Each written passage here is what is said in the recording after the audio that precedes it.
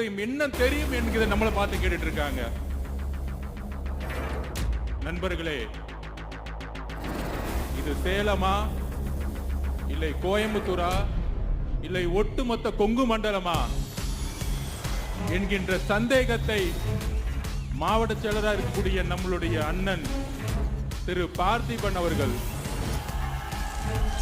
ஒட்டுமொத்த கொங்கு மண்டலத்திற்கு சவால் விட்டு முதல் கொள்கை விளக்க கூட்டத்தை இங்கே நடத்தி கொண்டிருக்கிறார்.